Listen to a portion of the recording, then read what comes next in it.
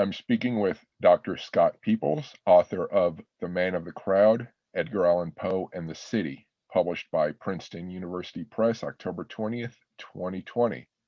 Thank you for speaking with me. It's great to be here, Chris. Thanks. So first, you've done a lot of work on Edgar Allan Poe. How did you get into studying the man and his work? Well, I think, like most people, I grew up knowing about Poe. I remember, I guess, hearing audio versions of Poe's stories from my older siblings before I could read. They were telling stories about dismemberment and hearts beating under the floorboards and things like that, just to scare the out of me. Mhm. And so I'd always, I'd always appreciated Poe on that level. Mhm. But then, surprisingly, when I went to graduate school in the early 1990s, I was taking a course on the modern short story. Mhm. Hadn't expected to encounter, well, at least not, see Poe taken so seriously there. But Mhm. I, uh, but I quickly learned that Poe was one of the architects of the modern short story, and that uh, it probably wouldn't have developed the way it did without him. So I started thinking about Poe's significance in literary history, on top of having an appreciation for Poe as a Gothic writer. So I really started thinking about Poe in that way as a PhD student. Okay. And I'll mention because you're also co-editor of the Oxford Handbook of Edgar Allan Poe. Is that correct? I am, and the guy who taught the course I was just talking about is my co-editor, Jerry Kennedy. Oh, okay, okay. So let's talk about this book. Uh, uh, the book is about how, at least your thesis is that the places he lived, the cities he lived in, shaped his work. Can you talk about how you approach that in the book? Sure. I had become interested in just the whole idea of Poe and place generally because throughout a lot of the history of criticism on Poe, place had been kind of neglected. And I Hmm. think there's a natural tendency to do that because so many of Poe's works are set in indeterminate places. Hmm. And because, unlike a lot of other major American authors, he's not closely associated with one place the way that, like, Nathaniel Hawthorne is with Salem, or Thoreau is with Concord. Hmm. Um, Though I think if you went so to Baltimore, they would they would argue with you on that. yeah, that's true. I mean, and Baltimore has certainly embraced Poe, since his death. Hmm. So it's true that people do kind of think of Baltimore as the Poe city, but he really only spent a few years there, and at least in the criticism that I had become familiar with, just the whole idea of place seemed to be secondary in Poe. So basically, I wanted to challenge that a little bit, or push back some, and think about Poe's biography with more attention to where he lived and why he lived there. Hmm. And as I kept working on this book project, um, it began to make sense to me to organize it around the four cities where he spent the most time. Hmm. And that's Richmond, Baltimore, Philadelphia, and New York. Because I feel like Poe's career really makes more sense if you think about it in the back with the backdrop of urbanization and the way that it was transforming American society in the 1830s and 40s, when Poe was writing all of his work, or almost all of his work.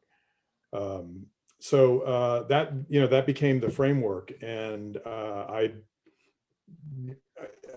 also wanted to write a book about Poe that emphasized some of his writing that doesn't get as much attention, and that happens to be, in some cases, stories and essays that have to do with the cities where he was living. So just to sort of set the stage, are those four cities, how, as far as their relative sizes and importance in the American scene, um, we have our view of it now.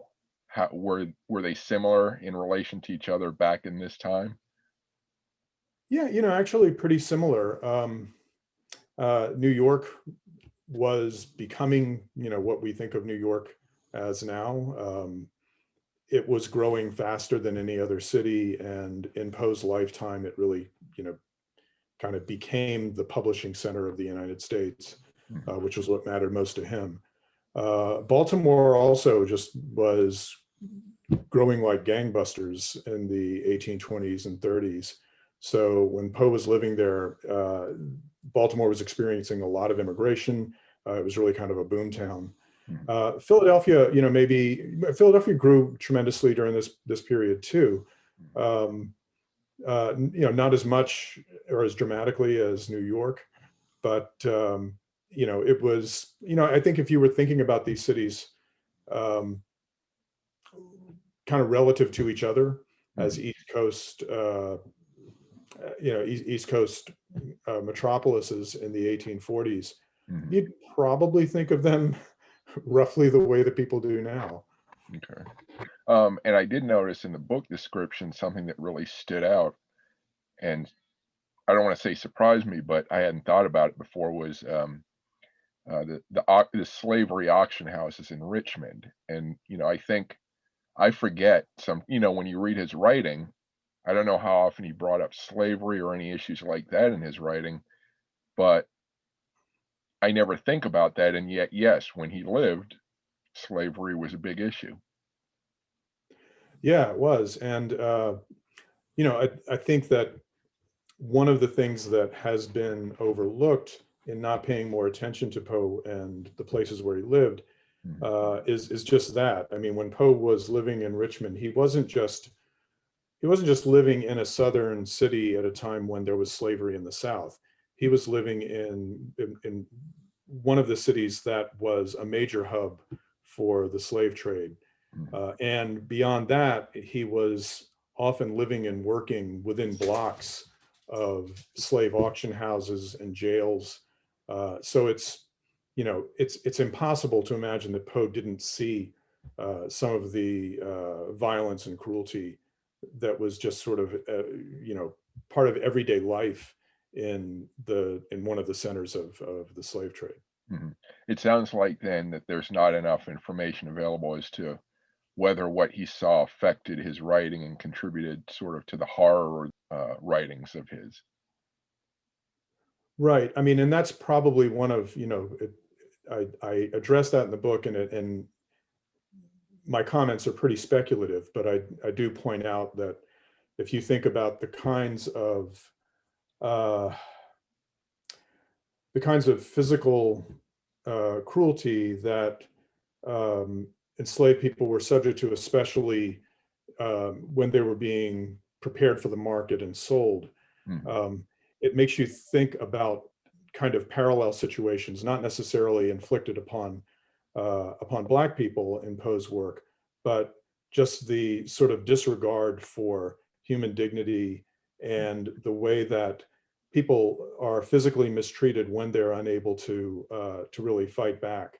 And that happens so often in Poe's stories, where the victims, there aren't too many fair fights in Poe's stories. Usually the victims are, like in The Telltale Heart, an old man, or in The Black Cat, an animal, and a defenseless wife.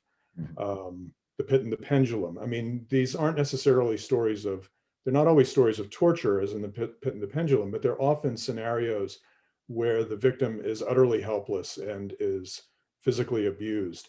So, I mean, sure, I mean, there's no proof that, Poe was directly inspired from his exposure to the slave trade, but I think the echoes are pretty significant. Does the same apply to any poor areas that he saw in these cities? Um, people living just in general poverty, not who weren't slaves. Yeah, I think so. I mean, I think particularly in Baltimore, which was, a period where one of the periods where he endured um, pretty dire poverty at times. Mhm. He must have also kind of just seen a level of despair and degradation that made its way into his work. Mhm. I'm speaking with Scott Peeples, author of The Man of the Crowd, Edgar Allan Poe in the City. You can find more information about his work on Twitter at @LScottPeeples. If you like this episode of Full Contact Nerd interviews so far, please subscribe and hit the like button.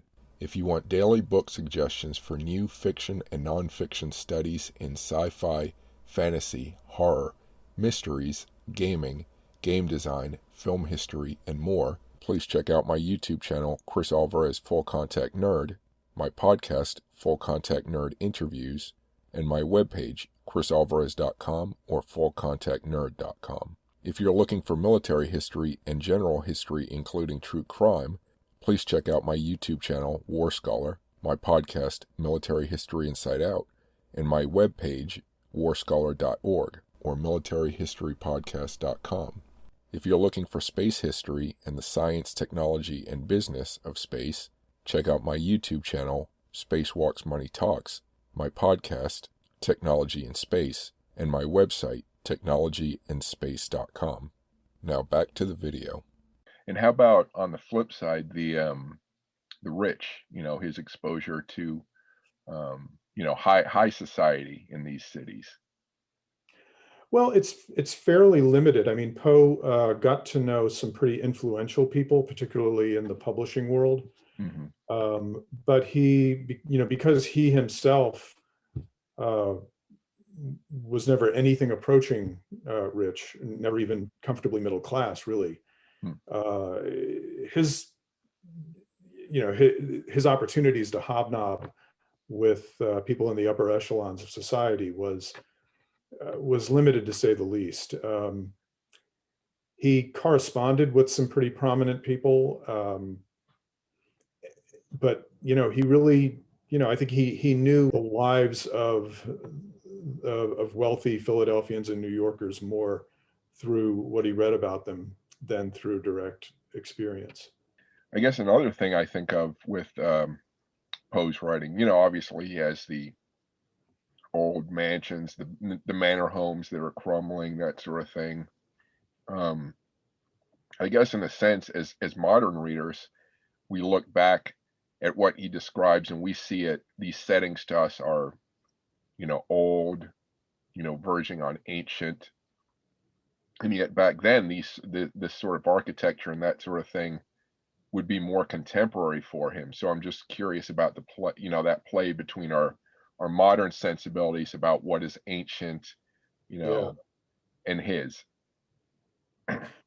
Yeah. I mean, I think that in a story like The Fall of the House of Usher, which is what immediately comes to mind when you talk about old manners, um, or even William Wilson, the architecture is meant to be old even in Poe's time.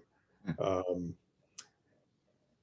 in some other stories, like maybe The Murders in the Rue Morgue, perhaps not so much. But Poe was working with Gothic materials that had already been popular for a good half a century. Mhm. So when he puts a crumbling mansion like the House of Usher in a story, he's drawing on what uh, German and English writers particularly had been doing since the mid 18th century. Mhm. And it's not that kind of stuff, I think, is not necessarily based on what he saw around him Mhm. as it was his reading and his appropriation of the Gothic tradition. Okay. And so, in the book, I guess you don't just touch on his fiction, you analyze all of his different types of writing. Is that correct? Yeah, to an extent. I mean, it's really, the book is more biography than literary analysis. Okay. But of course, I do talk about a number of things that Poe wrote. Mhm. Um, one of the sort of understudied works that I wanted to highlight in this book is a series that he wrote called Doings of Gotham, Mhm. which he wrote right after he moved to New York City in 1844. And it's these are like newspaper uh, journalism kinds of writing that he wrote, just talking about the way that New York was changing and what it's like to live there.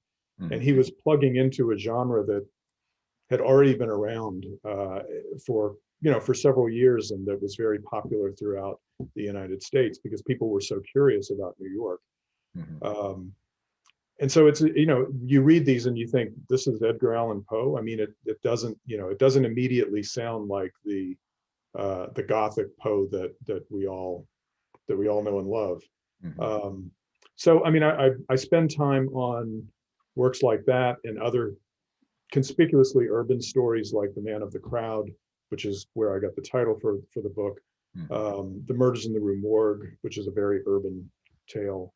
So I kind of chose the stories that I discuss more, on that basis.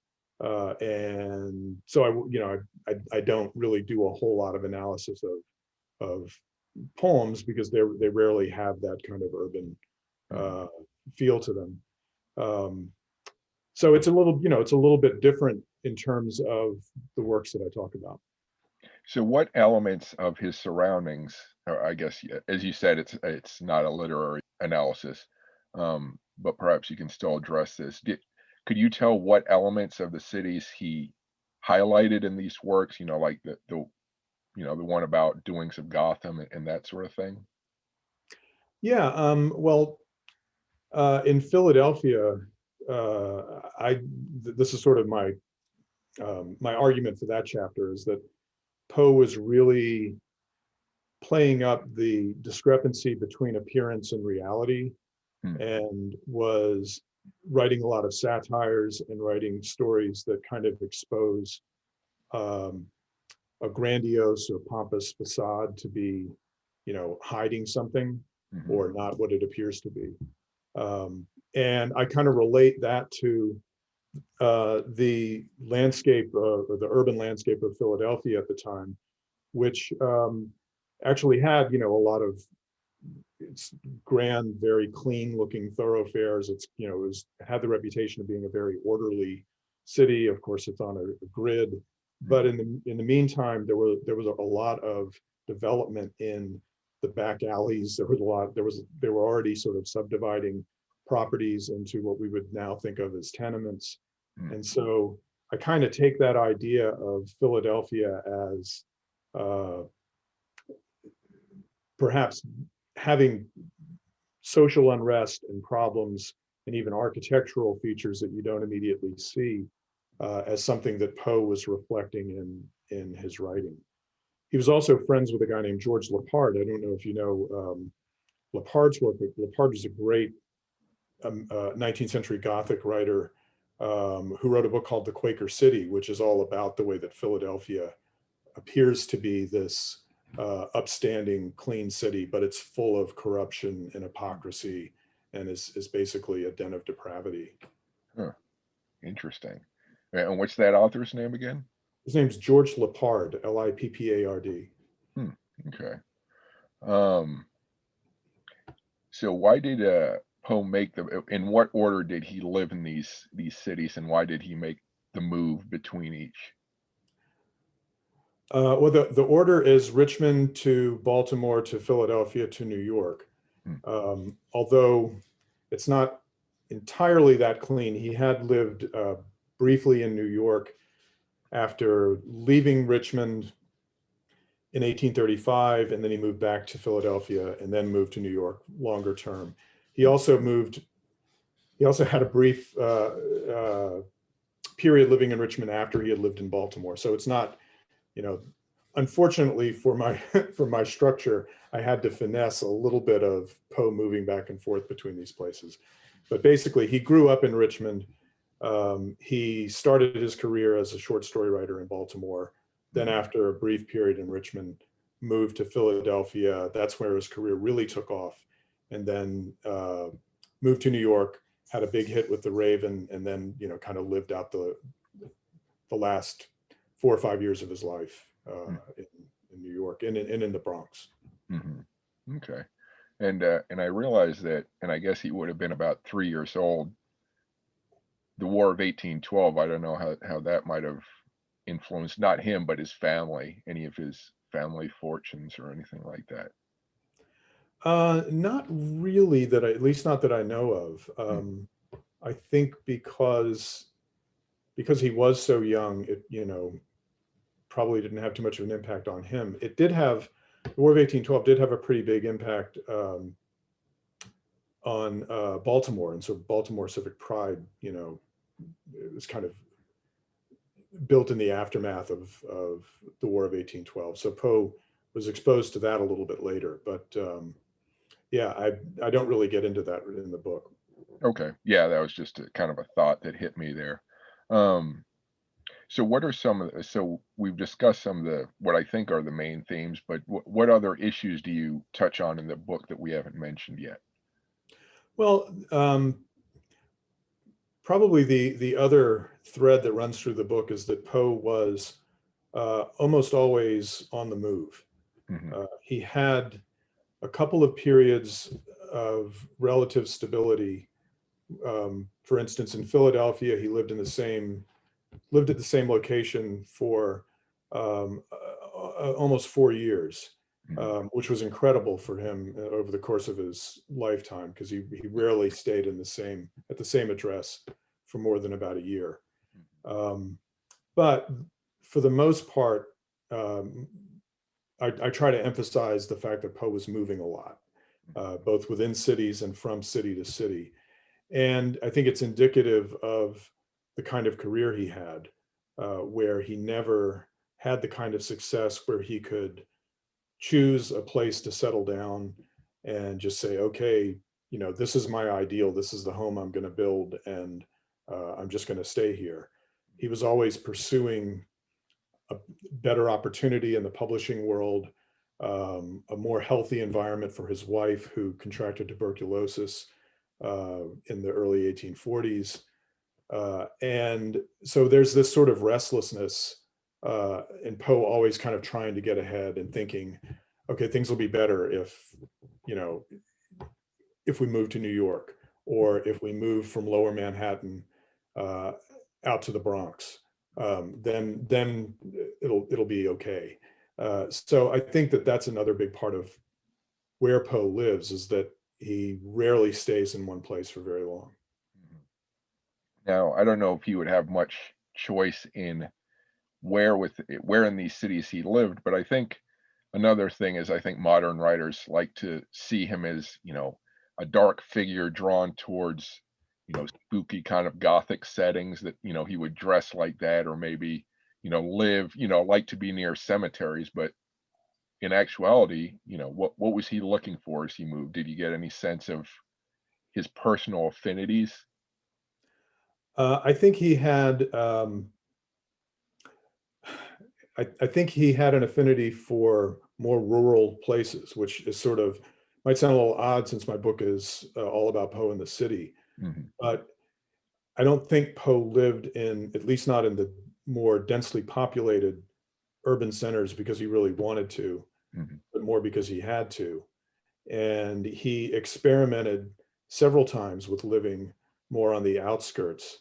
And I think that's where he kind of wanted to be. But it created, it created the kind of problems you would imagine, um, especially for somebody who didn't have a lot of money to spend on transportation, Hmm. just that he would probably have to, he might have to walk 5 miles from the Upper West Side of Manhattan down to around Nassau Street, where the publishing houses were, if he wanted to live away from the sort of grimy part of the city, but still have the advantages of proximity to the publishing center. So I mean, that was sort of that's a kind of essential conflict for Poe, I think. He moves out to the Bronx for fresher air and for a more rural environment. And he's a little bit luckier then because there's a train line, the New York and Harlem Railroad, that had a stop in Fordham, Hmm. right close to where Poe was living. So yeah, I mean, to answer your question, I think Poe would have liked to live kind of either on the outskirts or what we might call early suburbs, Hmm. if he could have, but it was a hard thing for him to pull off for very long. Hmm. And then in like, I see the weather out today, it's cold and snowy, and I just imagine what it was like in those cities when he was living there, and he didn't have a lot of money to live somewhere comfortable enough. Right, right. No, it was a hard life. And Poe lived with his wife, who was also his first cousin, Hmm. and her mother, uh, from about 1835 on until his wife died in 1847, Hmm. and then Poe himself died in 1849. But that, they almost always lived in, well, at best, modest housing, and often we're dependent on charity for for basic necessities. Um, they had a pretty rough time of it. Hmm. And how did he manage actually writing, like the materials he needed, and storing it, and moving it with him? Do you have any sense of his difficulties with that? Well, I think that he probably always took uh, a trunk or a box full of manuscripts and books with him when he moved. Mhm, But I mean, you ask a really interesting question, because um, Poe is trying to make a living doing something that kind of requires some office space, mhm, to that we would, at least we would think.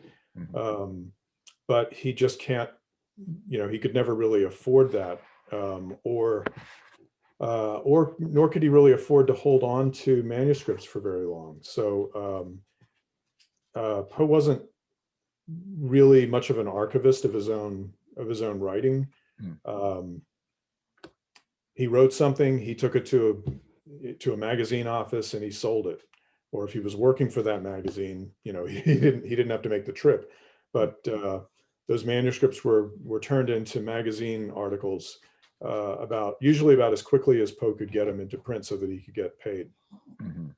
So I would imagine the process would be, I don't know what paper was like then, and I would imagine he's using fountain pens. Yeah. You know, he does his edits and whatever there, hands them off to the publisher, and then they just convert it into their, they put it in their printing press or whatever. And Yeah, that's right. And then what would later happen if Poe wanted to reprint something, um, and revise it before he reprinted it, either in a book or in another magazine, is he would usually do the edits on a copy that was printed out from the previous press. mhm, So editors who trace the development of individual works by Poe go back and look you know uh, at edits that he made on early copies mhm, of the or early printings of those works. mhm. When he was in Richmond, did he live in the same house throughout the time he was there until he left, or did he move around within Richmond?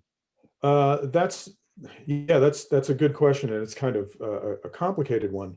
When you asked me earlier about his exposure to wealthier families, Mhm, uh, I should have mentioned that the Allen family became wealthy right not very long before Poe left and kind of started out on his own. mm, So he didn't really grow up in a wealthy household, a comfortable one with the Allens. They were better off than Poe ever was in his adult life. mhm, But John Allen, Poe's foster father, inherited a fortune when Poe was about 15, 16 years old. mhm, And so for a fairly brief time, Poe lived in a mansion in Richmond. mm, Um, but coincidentally, when John Allen became especially prosperous, it was also the time that Poe became more rebellious. And so he was not getting along real well with Allen uh, just at the time where it might have made sense for him to ingratiate himself to his foster father. But as for the question about Richmond and places where Poe lived, the Allan family, when Poe was growing up, lived in a handful of different locations, pretty much in the center of Richmond, near where the Capitol complex is now, Mhm. and was then. The Capitol, the Capitol building was there when Poe was living there as well.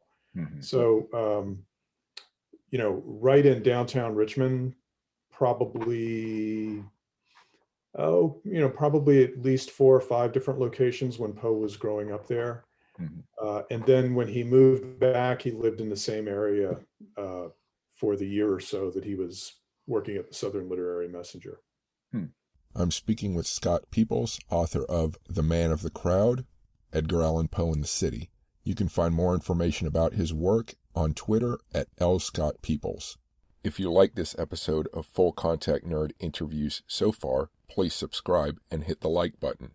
If you want daily book suggestions for new fiction and nonfiction studies in sci-fi, fantasy, horror, mysteries, gaming, game design, film history, and more, please check out my YouTube channel, Cris Alvarez Full Contact Nerd, my podcast, Full Contact Nerd Interviews, and my webpage, chrisalvarez.com or fullcontactnerd.com. If you're looking for military history and general history, including true crime, please check out my YouTube channel, War Scholar, my podcast, Military History Inside Out, and my webpage, warscholar.org or militaryhistorypodcast.com.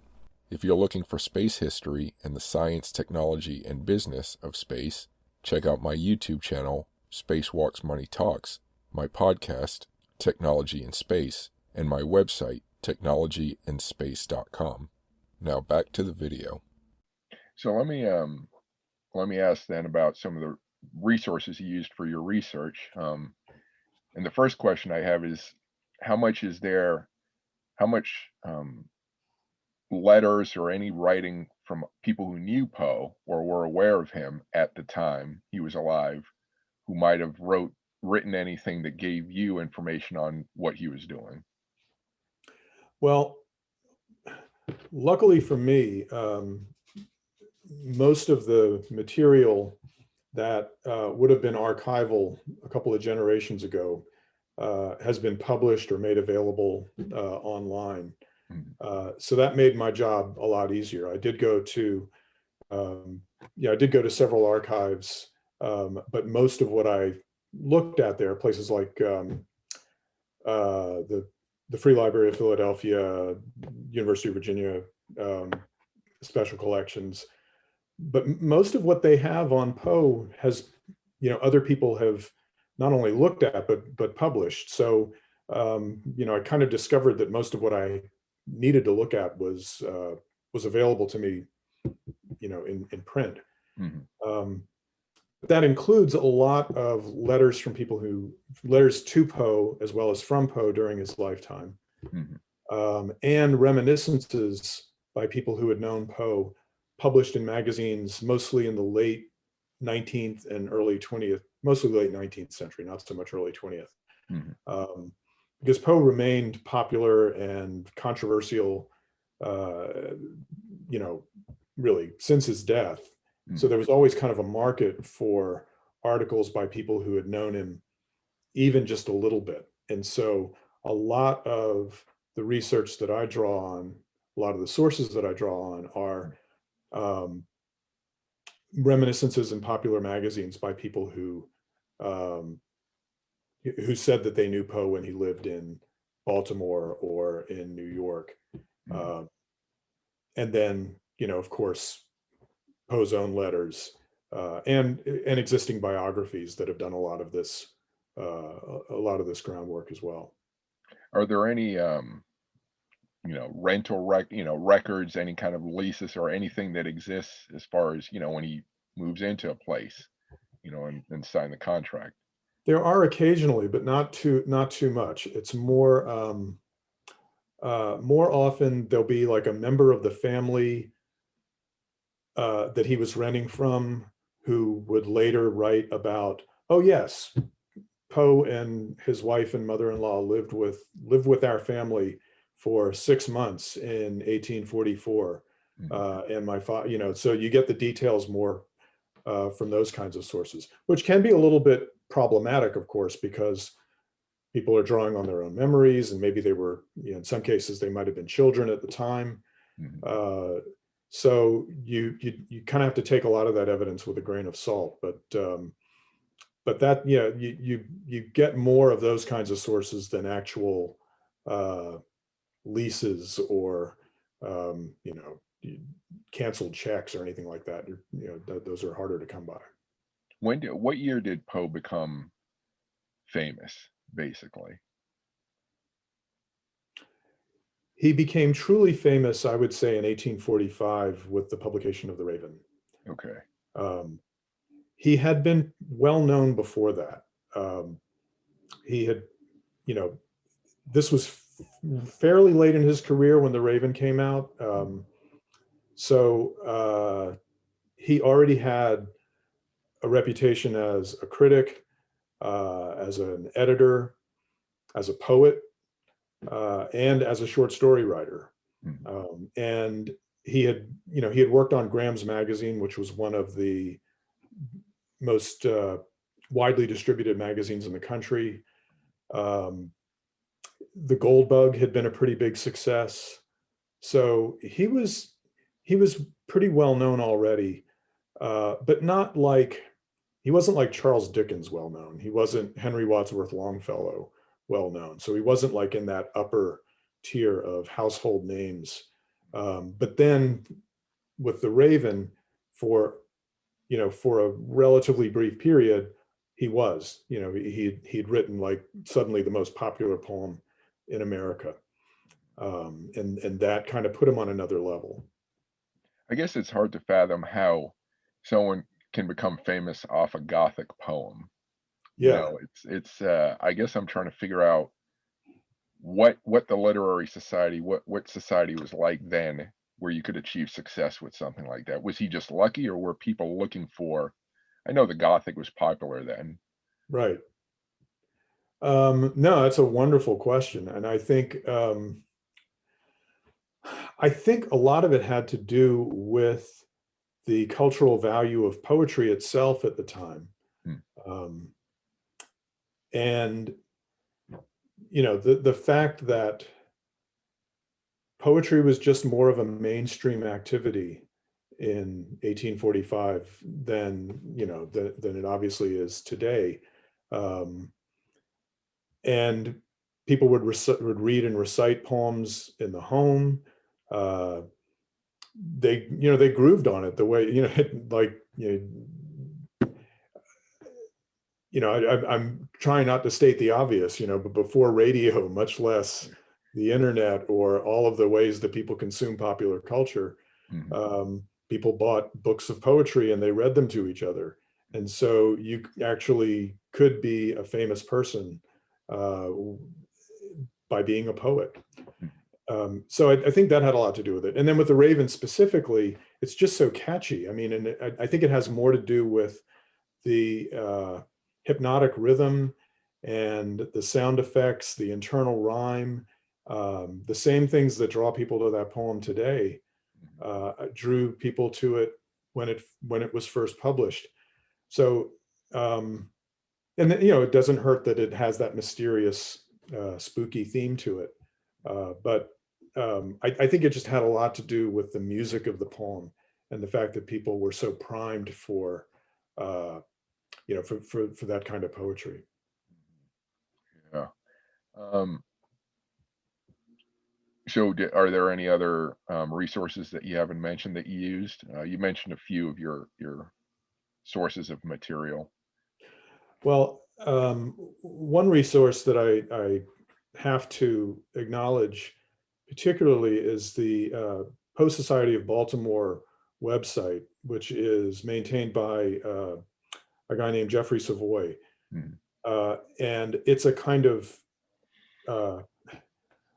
clearinghouse might be the wrong word, but he maintains this site with a great archive of obscure published work on Poe, Mhm. that would be really hard to find anywhere else. So instead of having to plow through a lot of microfilm or find like an 1875 copy of Scribner's magazine that has an article about Poe in it, a lot of that stuff is on the Poe Society of Baltimore website and is available to anybody electronically.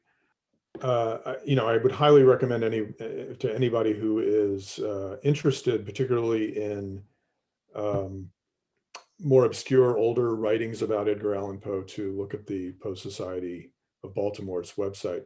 Mhm. Another, I also um, owe a great deal to uh, previous Poe biographies, which are, more complete biographies. Mine is more focused on Poe's experience in the cities, but Mhm. Kenneth Silverman's biography, Edgar A. Poe, Mournful and Never-Ending Remembrance, Mhm. it's tremendously helpful. I mean, I read and reread that biography as I was working on this book.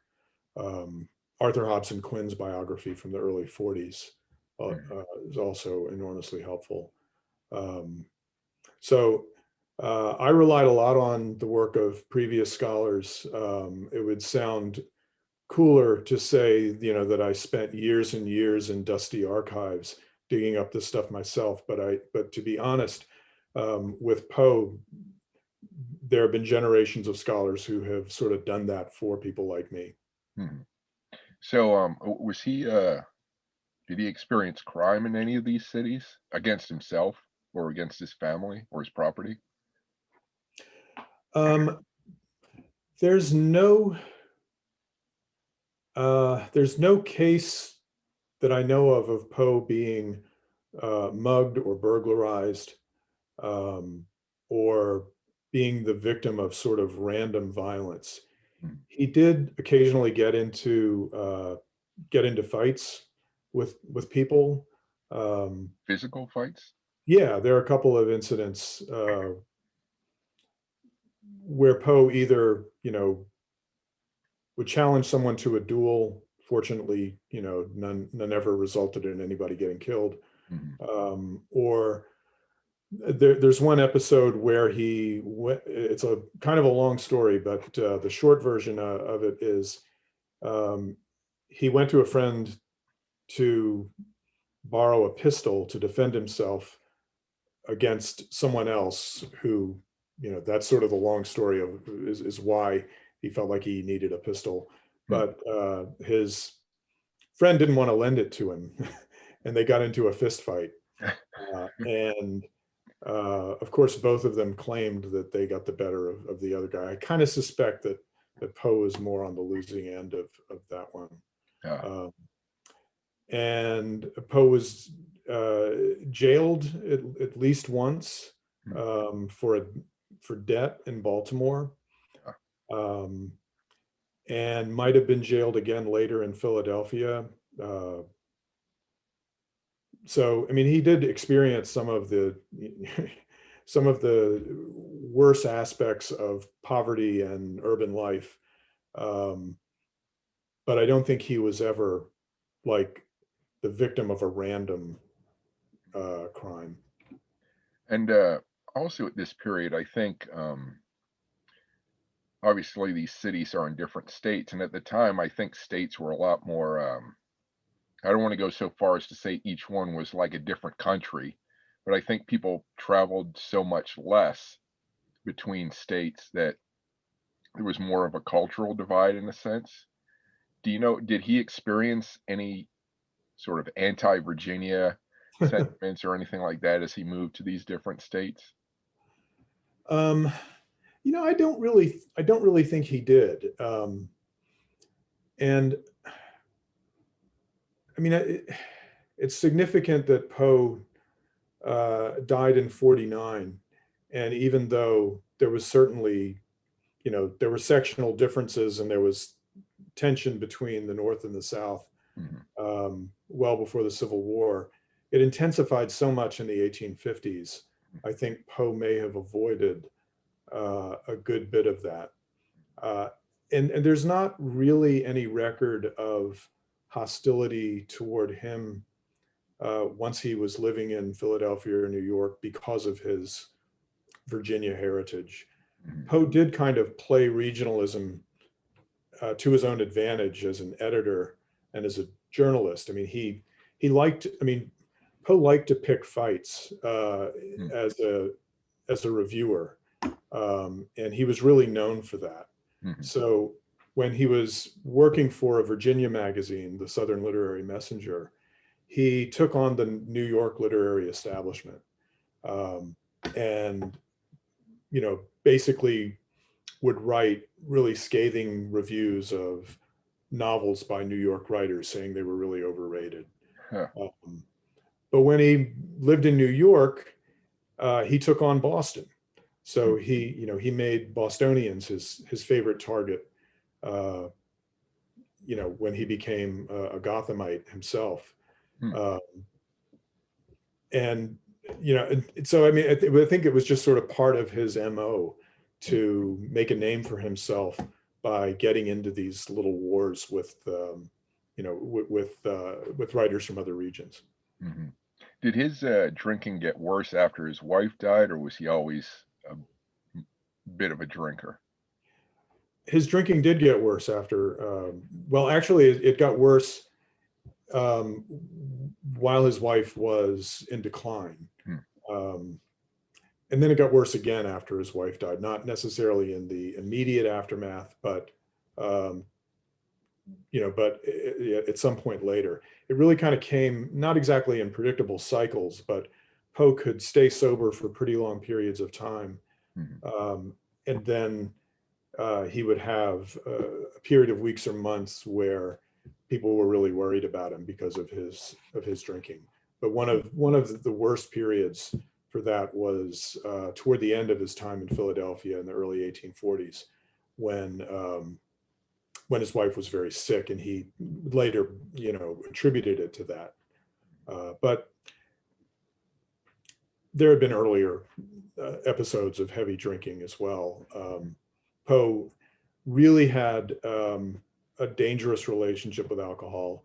He was not the kind of alcoholic who could drink heavily on a daily basis and still be functional. He Again, he would go for fairly long stretches without drinking at all. And many people said of him, once he had one drink, one glass of wine, he was a goner because he wouldn't be able to stop, and it would always end in uh, kind of debilitating sickness. So Poe was not a fun drunk, and he wasn't somebody who could hold his liquor, but was just dependent on it. He was really somebody who needed to stay away from it altogether, and he knew that. Mhm. It makes me then think about with these four cities. Was he going to bars in these cities, and then also what sort of hospitals did they have to take care of him once he got really bad? Well, there were, as you would imagine, there were plenty of bars in Philadelphia, New York, and Baltimore, and Richmond. Mhm. And Poe was in a business like many businesses where it would have been kind of just habitual for other editors or writers or people that he needed to know to say, yes, let's go have a drink. I mean, it was this was a period of pretty high alcohol consumption generally in the U.S. Um, so the temptations would have been constant um, for Poe. Mhm. He probably never drank at home. So there was a kind of a safety in that.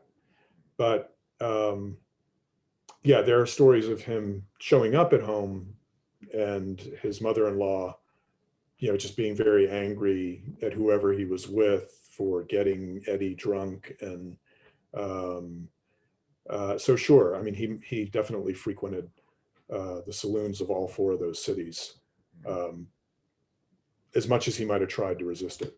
Yeah. And as far as using the hospitals, like you said, when it got to the point of just where he was debilitated. Yeah, and that really didn't happen until his death. He ended up at Washington College Hospital in Baltimore. And at that point, it might not have, it probably wasn't just drinking.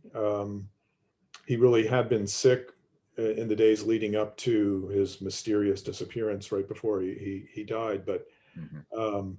that's the only time I know of that Poe actually landed in a hospital. Hmm. Okay. Okay. So what part of this research, and you've been researching Poe for a while, what part of the research for this particular book did you find most enjoyable? Well, going to the cities, um, I wanted to get, not only did I want to check out some of the libraries and archives, um, just to see if I had missed anything. So I had that excuse, but I also wanted to just walk around the streets where Poe had walked and try to find the locations of, places, most of which are long gone, a few of which still stand, of course, Okay. where Poe had lived. Mhm. So being sort of a Poe tourist in these places was a lot of fun. Mhm. What did you, and again, focusing on this book, what did you discover that was most surprising to you? I'd go back to a moment when I was on the Upper West Side around 83rd, 84th Street and Broadway, Mhm. right around where Poe had lived when this was, beyond what people considered New York City. Mhm. Um, and thinking about the way that that had been farmland when Poe lived there, but also thinking about what we were talking about earlier, the fact that for the 7 or 8 months that Poe lived on in this farmhouse in Upper Manhattan, how he would have to get to where he had to be in order to sell manuscripts, Mhm. or for a while even to work, because he got a job in an editorial office um, down around City Hall in that area. Mhm. And that's a long walk. I mean, that's going to take you an hour and a half at least. And even though he probably wouldn't have had to stop as much for traffic lights and whatnot, Poe would have had basically that same walk to make. I mean, there were other options. There were omnibuses, but they were really slow. Um, and Poe, probably because he didn't have much money, just hoofed it. So that was a moment, it wasn't like a total shock, but it was a moment where I thought about just the day-to-day difficulties of Poe's life, Mhm. uh, living in the cities where he pretty much had to be in order to ply his trade. That reminds me of a question I had. I guess mailing letters must have been kind of cheap because considering his poverty, if he was mailing letters to people, um, in a sense, that seems like a luxury considering what he was his financial situation. Um, yeah, it was cheap, and the and also as somebody who worked in the periodical business, he might have had ways of sort of getting around even Mm. letter postage, Mhm. because the periodicals would travel for free. Got Um, but yeah, I mean, it was just such a fact of life. It would be like not having a telephone, or now I guess a cell phone. But Mhm. um, it was it was an expense, but it was an expense that nobody could really do without Mhm. if they wanted to have a job. Okay. And did you get or did he write all was he writing all the time, in some capacity, either for his work or letters? Was he just Yeah, he was right. I mean, not only is there no period where he isn't writing, but there probably, other than days when he was too hungover to do anything, Mhm. um, Poe probably wrote just about every day. I mean, he was really productive Mhm. throughout his entire career. He wasn't always writing the kinds of the kinds of stuff that people really enjoy reading today, um, particularly you know, I would say toward the end of his life, with the exception of a handful of poems and stories, he was writing, you know, a lot of stuff that people aren't that at least most readers aren't that interested in now. But he was always writing. He was, you know, just a very busy guy. Was he visiting, did he have friends in these cities? Was he visiting their homes, their apartments regularly, or was he more, work, home, and then maybe the bar or somewhere else? Yeah, I think you know, occasionally he was visiting people in their homes. I mean, that there are, you know, instances of that. Um, but my impression is that generally the Poe family, as a family, kept to themselves. Mhm, Poe was pretty sociable out in the world, out in you know, the world that he knew, the publishing world mainly. mhm, Um, and that was his, you know, his social circle was his work circle. mhm. Okay. Was there a question, again, for this book, was there a particular question that you had a lot of difficulty or the most difficulty trying to come to a conclusion on? And either you did or it's still an open question for you. Yeah, and I know there are lots of gaps always with something like this. There are a lot of small questions that I wish I had been able to answer. Mhm, I feel like I still don't quite know um, what a work day was like for Poe when he was at uh, the New York Mirror or Burton's Gentleman's Magazine. I know he was writing and editing other people's work and corresponding with people, mhm, but I wish there was something more like a diary. So I would love to know, like, during what hours of the day he was doing what, and how often somebody would just walk into the office and say, "Hey, Edgar, I've got something for you. There's a poem I just wrote." I mean, that kind of detail. I mean, just so things like that. I was hoping to really. I wish I could describe daily life on a more granular level than I was able to do with confidence. mhm. Um, and I also, I wish I had I mean, a better answer to the question: did Poe consider himself ultimately to be a success or a failure? Mhm, Um, I mean, I think about Poe, uh, you know, almost as a Willy Loman figure in some ways, mhm, somebody who's fighting against his own uh, his own crummy fate.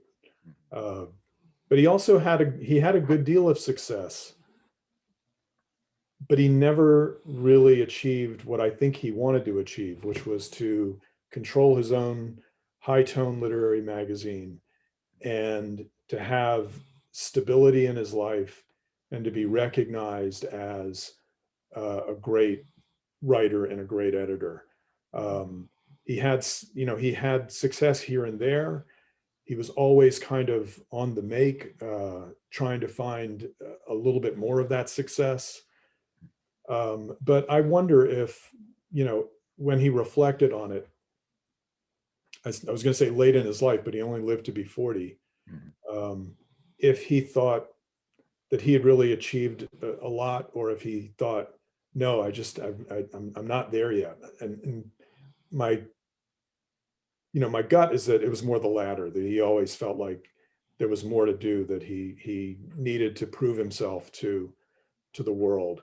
Um, but it, you know, that's one of those really hard questions to answer. Why did you become a writer? Uh, well, for one thing, I think he discovered that he was good at it. Mhm. Um, and And I ask because I wonder why not become a lawyer, if if you yeah, like to argue and debate and that sort of thing, and, you know. yeah, it's a great question. Early in his life, I think Poe became infatuated by romantic poetry, uh, particularly Byron. mhm, And so uh, when he was still a teenager, he was starting to write poems and thinking about himself as a poet. And at the age of 18, he published his first book of poems, which nobody read. I mean, there were, only a few copies published. Mhm. And then when he was 20, he published another book of poems that nobody read. And when he was 22, he published another book of poems that nobody read. And I think, he had this romantic idea of himself as this romantic poet. At some point, and I would say that point was in Baltimore in the early 1830s, he said to himself, or John Pendleton Kennedy, a friend that he made in Baltimore, said to him, you ought to try writing fiction because you can sell that to magazines and there's a market for it. And Poe said, okay. And so he started doing that and found his career. Mhm. So I guess that would be my answer, is that he sort of was drawn into it with these more romantic ideals and then found a way to possibly make a living, even though, he barely did. But I think that's kind of how it happened. Okay. Did was there anything that you discovered that had a strong emotional impact on you? Like either negatively or positively, like something that really made you sad or just joyful or funny? Well, to some extent, I already knew this, but Poe could really, um, he could really be kind of a jerk. And if you've read a few biographies of Poe, that wouldn't really be news. Mhm. He had his reasons. He faced a lot of frustration and hardship, but he didn't always deal um, completely honestly with other people. Um, and he had a real competitive streak, a real mean streak. Um, so I guess that wasn't a real emotional hit for me because I've been studying Poe for a long time, and I always sort of knew that. But I would say the flip side of that is just, I also have a lot of compassion for Poe because the guy was a genius. He was ahead of his time in so many ways, and he was so versatile as a writer. Um, he did deserve better from his times, and he did deserve to be famous and to be able to have that house in the country. Um, so I think you hopefully people will get this same feeling when they read my book, that um, Poe's not always the most admirable figure in the world, but he is also kind of a sympathetic figure, um, for considering the hardships that he faced. Um, so again, I mean, I know that I don't want to overdo the Willy Loman comparison, but I think the sort of mixed feelings you have about a character like that, you might have about Poe too. Um, and it's always interesting. Our most beloved, I think a lot of times our most beloved celebrities in society seem to be those who die young and tragically or relatively young. Yeah. So I wonder, if Poe had lived longer and been successful, I guess he would have been like a Mark Twain. But I wonder how much it adds to his reputation that he lived and died as he did. Oh, I think it has been one of the factors that has shaped his modern reputation and popularity. I mean, it makes him all the more of a goth icon, Hmm. to have died tragically young, Mhm. and With to have alcohol. died and to have died under sort of mysterious circumstances. Mhm. Um, it just adds to that mystique. Mhm. Did he use opium at all, or was it just alcohol? Well, um, he was not a habitual opium user. I think that gets over. That's part of the Poe myth. Mm, Is that he was a habitual drug user. mm, There was one episode where Poe claimed to have attempted suicide by taking laudanum, which was a tincture of opium in mm, alcohol. So he did actually try to overdose on it at one point, but that's the only reference to opium that Poe ever made in his own letters. And people who remembered him don't talk about him using opium. They talk about him drinking all the time, but they don't talk about opium. Mhm.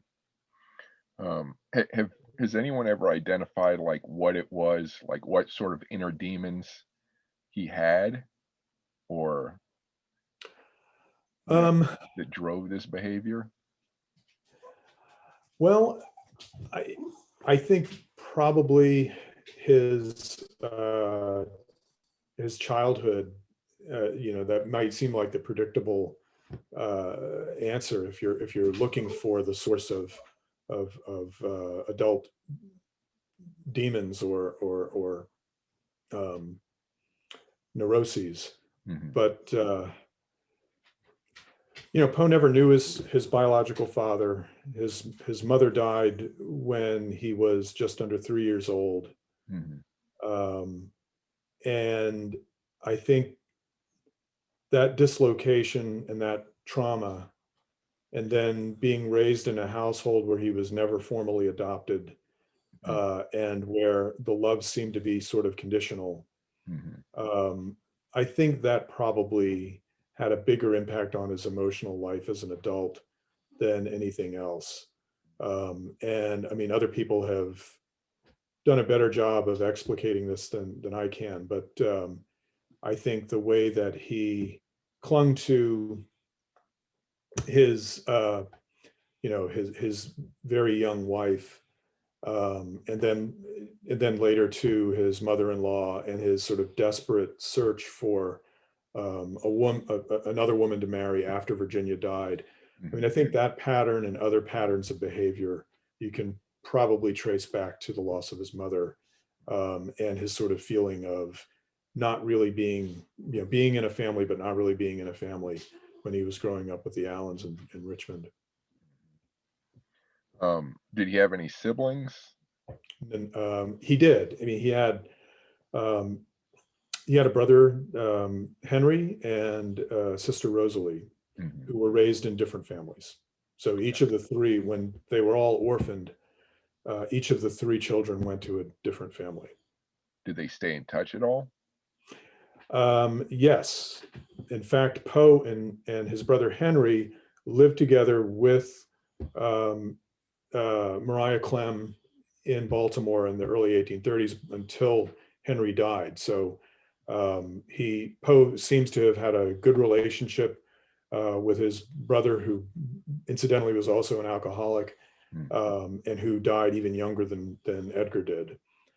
And then his sister Rosalie, he lost touch with, but then spent some time with when he visited Richmond in the last year of his life. So they were somewhat reunited then, but he and Rosalie were not generally very close. Yeah, but still, what you described is more dislocation, and then you know, finding his family again, and then losing them. It's just such a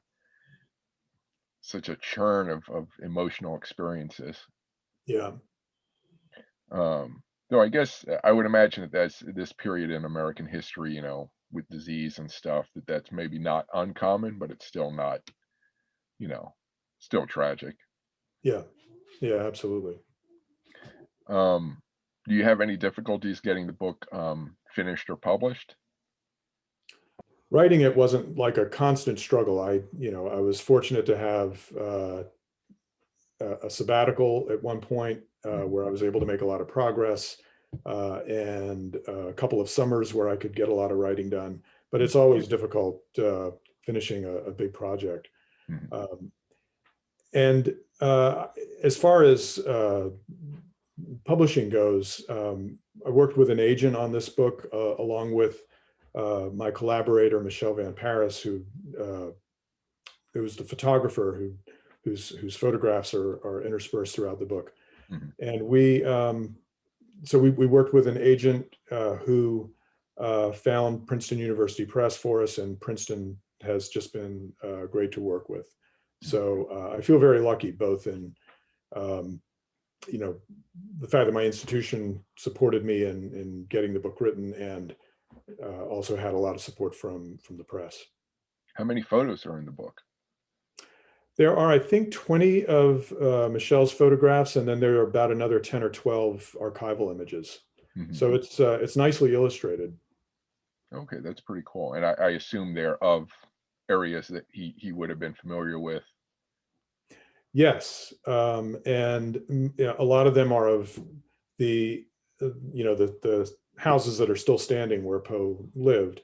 Mhm, The house in Baltimore, Philadelphia, and in the Bronx, mhm. and then other locations. I mean, Michelle also created some blended photographs with archival images, and then her own modern photograph